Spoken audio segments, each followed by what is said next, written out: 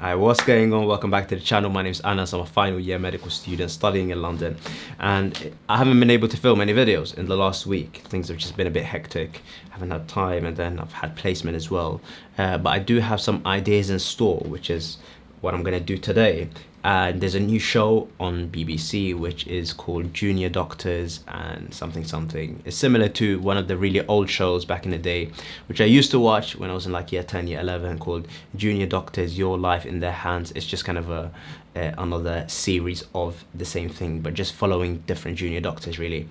And yeah, so what this show is like a camera team that follows a group of junior doctors or newly qualified doctors while they're kind of for the first time in their kind of career, where they have responsibilities in the hospital, where they face their challenges, where they some of them like cry sometimes, or they're really happy, whatever. All of that is shown in that show. All of that is shown in that show. Come on. And yeah, I mean, I used to enjoy it a lot back in the day, and I think like now seeing something like this, I just have a completely different insight. So hopefully I can give you guys some of that insight. But that's it. Yeah, all the socials are going to be here, so feel free to follow that. And that's it. Let's go. So I'm going to watch it on the iPad. I'm going to go through it and comment as we go along. It's raining as well, so don't mind the kind of background noise. Hopefully it just kind of provides ambient noise, you know, them ones. Salford Royal Hospital. Salford Royal. Treating over 1 million patients a year. 6 junior doctors thrown in at the deep end. When I was little, I really wanted to be a doctor. I just used to love syringing all my toys and things. All in their 20s. Usually the older patients will come in and immediately go, "You're a doctor!" Pushing them to their limits. If I don't get my act together, this patient is going to die. Will they reach their goal? Yeah, I mean, you know what she said there, you know, like, do you know that's exactly what I feel like right now? You know, it's so weird because for the past few years, you've just kind of, you've thought that by the end of your, like your medical school kind of few years, that you'll actually like have learned everything that you need to know, but in reality it's just, you realize there's no end, there's like no limit. And also, you know, even though as a junior doctor you're not really gonna have that much responsibility in terms of life and death situations, you know, you're always going to leave the big major decisions to, you know, to your seniors, to the consultants, and seek advice from them as much as you can. But you know, you never know, you might be on call, the only person at like 1 AM and you're covering loads of wards, and then something happens, someone can't breathe or something, or like someone's blood pressure just plummeted, or some kind of bleed. You need to know what to do. You know, what do I need to do? How much fluid do I need to give them? Should I give them oxygen?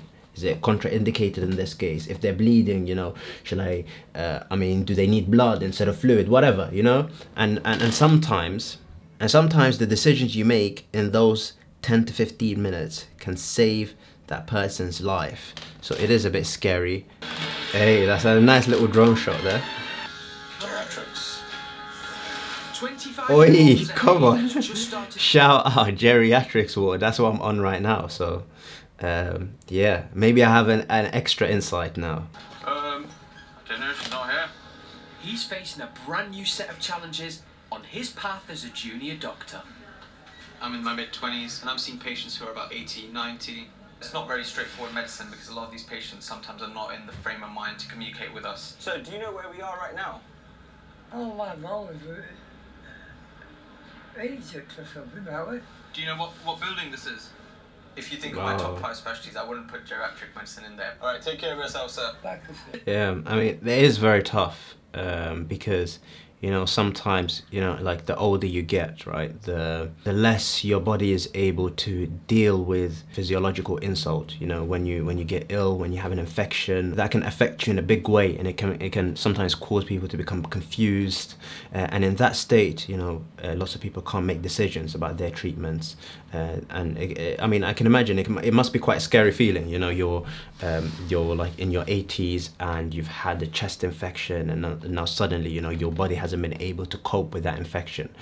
And so that's called kind of delirium, where the body kind of goes into kind of a shock state. Oftentimes people become confused, they don't know where they are, or they might like start seeing things that are not there. So it is a really tough time. Zahaib's on his ward round with his consultant Arturo, who's been working little in ward geriatric round. medicine for 14 years. He became delirious again yesterday, so I don't think he can go home today. Zahaib has only been with us really a few days. He's very knowledgeable, and that's an important part of anybody looking after him. Hey, good for him, man. He's got the consultant's approval. Can you try and engage with him? I'll be back in 2 minutes. Hello, Albert. Hi, I'm one of the doctors. My name's Zahaib. How are you doing? Zahaib must assess if 75-year-old Albert is too confused to be sent home. Can you hear any better now? How's your hearing now? Do you know where we are right now? You know, you might have cleared the infection, you might have given antibiotics, and now the infection's gone, but they're still a bit confused. So are they safe enough to go home? You know, you need to think about who's going to take care of them at home. Do they have family members and things like that? So it can become quite complex. So what they're doing now is actually a really important part of medical care too. He's got 2 mistakes. So we think he's got a delirium. Right. Having decided Albert Yeah, is so showing delirium, signs of exactly. confusion, Arturo steps in to show Zahaib his expert bedside manner. Good morning.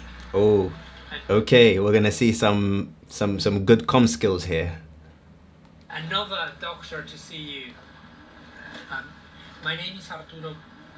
Can you hear me? The problem is not the batteries. The problem is that you had an infection in the ears, and that will take a few days to clear. Yeah.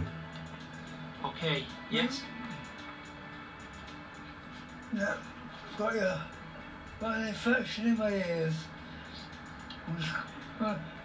Take a few days to clear, and once it does, I should be alright. Yeah. See, that's how you know that interaction was a successful interaction, because, you know, the doctor explained to him what was going on. The patient then took in the information, they retained it, and then explained it back to the doctor. And now they're shaking hands, everyone's happy, which is great. Sophia is working on the colorectal ward, treating patients with everything from digestive issues to colon cancer. Yep. Hi, Jay. Yep. Funnily enough, okay, literally this show is made for me. I mean, now I'm on geriatrics, but just before that placement, I was on colorectal surgery, which is sick. On a ward round with her registrar, Sophia is checking in with a 25-year-old long-stay patient. Do you mind if I have a look at your tummy? Scar there. Any other scars down here? No, I wonder where the bag is, where we're moving the stairs. Just there. James is being fed through a drip while he waits for what will be his 4th major bowel operation. Oh, okay, so this guy's quite young. So I don't know what could be going on here. So he's quite young, so it could potentially be something like ulcerative colitis, maybe some kind of inflammatory condition, or I mean, who knows, maybe something's happened, like Crohn's disease. Crohn's, okay, so Crohn's disease. So yeah, so Crohn's disease is similar to ulcerative colitis. They're like what can you call them, like sibling conditions, really. You know, when the inflammation gets so bad, you know, the tissue can get quite damaged, and sometimes, you know, it just stops working, so we just kind of need to remove that area and stick the bowel together again. So that's probably what he's had, and he's had a stoma bag as well, which means he's had a couple of surgeries beforehand. Okay, yeah. Oh well, I haven't been on ENT for that long, so at least that's something new. So I'm a little bit nervous about starting out in ENT. Oh, sorry, I'm sorry. How are you doing? I've heard that you've had a bit of a nosebleed this morning. Luke's first patient is 84-year-old George, who's been brought in with his son by ambulance. Couldn't get shot. Yeah. Paramedics tried their best to get this done. It bled for around 2 hours and then it stopped. You know, like, okay, so now just trying to figure out what's going on here now. You know, sometimes what can happen is when, again, you're a bit older, you might be on blood thinning medications for any reason. Maybe you've kind of, some people have had a stroke, so then they need to be on blood thinning medications, or they might have something called atrial fibrillation, where the heart is beating irregularly, and that can lead to increased risk of stroke. And when people are on blood thinning medications, what can happen is that there's an increased risk of bleeding. So if there's any damage to the nose and things start bleeding, then it just keeps going. Or if you have like a cut, you might start bleeding loads. Or if you have kind of any injuries, suppose you damage your shoulder, then like the whole shoulder is just like blue and swollen, which isn't nice at all. I don't think I've ever seen this before. George is on blood thinners for a heart problem. Oh, yo, okay, yeah. So he's on blood thinning medications because of a heart condition, which is probably atrial fibrillation. Just to say, let me just drop this right now. Disclaimer, I have not watched this show, so everything I'm saying right now is just off the cuff. So you, man, better like subscribe to the channel, yeah, for all of this medical knowledge. So can I just pop this off here? Increasing his risk of a severe nosebleed.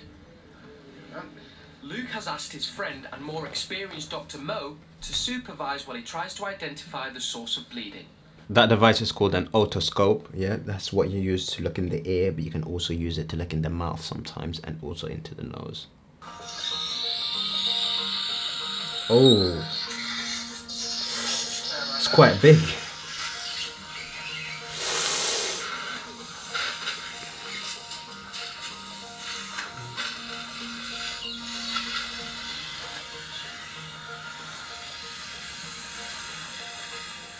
Okay, I have not seen that before. Ooh, that's a bit mad. To get tortured, but you're a doctor now, and then you get to work and suddenly the stabilizers are off and you're on your own. I'm always getting lost. I always forget where beds are. Oh, it's not even this ward, sorry. No, oh my gosh, where is it? Unfortunately, that was sat nav in hospital that can show you where you're going. Yeah, trust me. There's someone here. One of the most annoying things is you don't know the code, or you did know the code and you've forgotten it. I mean, forget about the codes, right? Okay, the codes is a mission, yeah? But the other thing is logins. Literally, I've given up. Every time I go to a different hospital, I get different logins. I go here, different username, password. Go to another hospital, they give a different one, different codes, different. And now I just can't be asked anymore. I just ask someone, like I'll ask someone else. I just don't use the logins, like that's it. Hey, we're back on ENT. Back in ENT, Luke's visiting 29-year-old Samantha with his team. So what is all this then? It's just basically an abscess, and we need to get the fluid out of it to try and help. So does it come from that lump what's always been there? Probably. Can't say for definite. When things get inflamed and infected, it's difficult to say where it's come from exactly, but I would, yeah, more than likely has done. I think so. She's got an abscess, which is essentially just kind of a fluid-filled cavity. And sometimes when someone has an infection, just a space can just collect with fluid, and the fluid itself is infected. Yeah, so she's just given some local anesthetic here, just to kind of numb the area. To open up the area and then sort of squeezing the pus out, which is quite different to how I might have approached it. Yeah, so the pus is essentially the kind of the dead white blood cells and that fluid. Over on the geriatrics ward, hey, back on Jerry's. Time out to go to Friday prayers. If the crash bleed goes off, then okay, you probably have to leave the prayer, go to the patient. Shout out to my bro who's going to Jumu'ah praying and stuff. That's good. Obviously the aim is to get there on time, and if, let's say, for one reason or another, due to patient safety, we miss this, obviously God understands, it's a life-death situation. Actually, hold on. Let's talk a bit about this. As Muslims, we pray kind of 5 times a day, and also, Friday prayers where it's like in congregation. So what you might notice is that, on your team, on a Friday lunchtime, one of your colleagues might just do a quick pop-out, go, do the Friday prayer, and come back. If you don't know about this, then usually that's what happens. And honestly, it's kind of a nice time to just de-stress and just kind of praying to God. So that's what many Muslims do, in case like you don't know this. But so we're just gonna go see a woman right now. She came in really blue, really breathless. Just kind of, we're trying to rule out if she has a clot in her lung. We're sending her for a scan. Okay. Essentially, a decision for us to make right now is, should we treat her empirically, essentially treating her before we even have a diagnosis, just because that diagnosis can be fatal. And if we think it's... Yep, so clot in the lung, so probably pulmonary embolism. So what can happen sometimes is, you know, there might be a clot in the leg and it just travels up all the way into the lung and then block one of the vessels in the lungs, and that can be can be quite fatal. You know, that's why he's talking about treating without even knowing the diagnosis or without being sure. We might as well treat it beforehand. Claire was rushed in by ambulance with her husband and has been on oxygen since arriving. Yeah. Hello Claire, how are you? So often they become really breathless. I just want to go over the stuff that you came in with, the problems that you came in with. I just remember being confused. Okay, confused.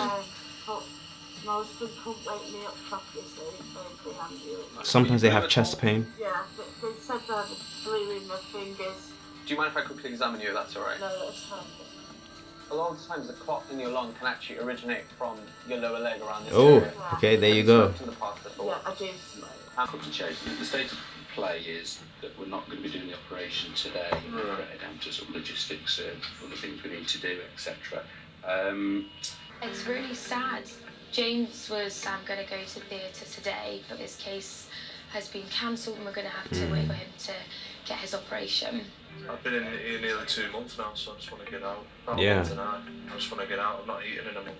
As quickly as I I mean, a patient might be told that they're going to have surgery today and then it's pushed to tomorrow and then it might be pushed again. Because, you know, we work on, not we, I'm talking like, not yet, but the doctors work on kind of a priority basis. And sometimes, you know, there are urgent cases where if you don't operate on this person, you know, they might die right away. But then this other person can wait a day or two. So that's how you prioritize. Where there's few staff and lots of things to do, then I mean the only way to kind of deal with things is to prioritize your tasks. To be honest, I think I've got enough footage. Like, I'm gonna cut out bare stuff anyway. We've watched 30 minutes of this, so I think that was pretty good, man. This show is sick. So if you haven't watched it, watch it. Hopefully I'm gonna cut it up in a way that's kind of entertaining. Don't want to make it too long and stuff. Follow the socials, it's gonna be here. If you like the video, then like the video, comment, like, subscribe. Safe.